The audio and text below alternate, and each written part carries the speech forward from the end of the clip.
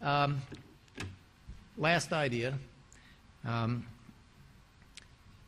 We looked at, and the reason that I showed you the previous slides about our march from bankruptcy to fiscal stability and some measure of strength in our state was that it also brought us to the point where we could seriously consider the next step forward in our fiscal turnaround, and that was some long-time protection of taxpayers. And we looked around at some great efforts that had been made in other states for spending limitations or tax limitations, and for various reasons, none of them seemed to fit our situation. Many of them had led to unintended consequences and sometimes into cul-de-sacs that didn't work out too well. So much as in the case of property taxes, we have placed a real premium in our policy recommendations on simplicity for two reasons. One, the simpler it is, the less likely an idea is to lead to unintended consequences. And two, there's a virtue to being able to explain it in words and terms that can be then debated in the coffee shops and the barber shops and the bowling alleys. That's what 1, 2, 3 was about in caps, and that's what this idea was about. We finally came down to this suggestion, that at any point at which our state is in balance, no debt, and some adequate level of reserve, whatever we decide that is, government ought to quit collecting money. It's a simple matter of principle, really. At some point, is there not a point at which government should simply leave the money with the taxpayer, with the person who earned it in the first place?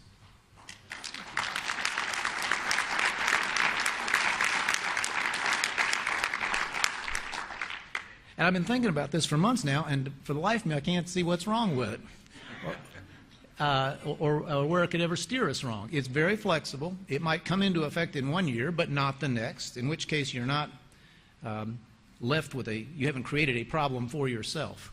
To me, the right number looks about like where we are, somewhere around 10%. The fiscal officers of the states generally say that rainy day funds of 6, 8, 10% is where you want to be.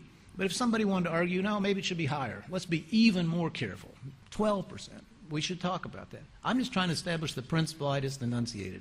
The fundamental center of public policy for me is that if we are to be a country based on freedom, then taxation is really the ultimate deprivation of freedom.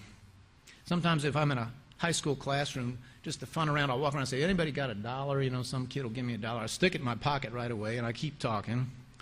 Eventually, I make the point that, you know, you're now less free by $1. If you still had that $1, you could go choose what to spend it on.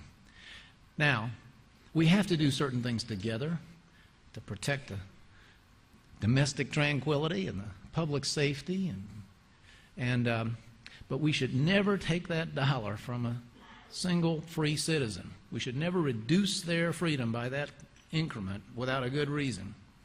And that leads me back to an idea like this. At some stage, government should stop collecting them in the first place. One thing that you'll guard against doing that is the mistake a lot of the states on that map made. When times were flush, they spent the money, they committed the money, and now they're stuck with commitments they cannot fund. I see heads nodding, and I know you all voted no when those things came along, but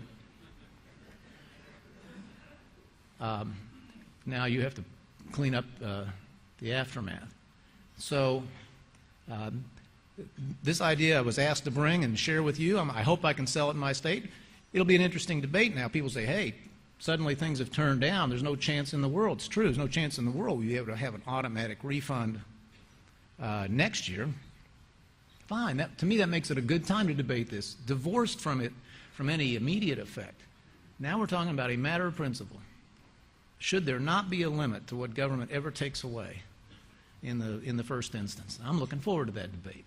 And I'm in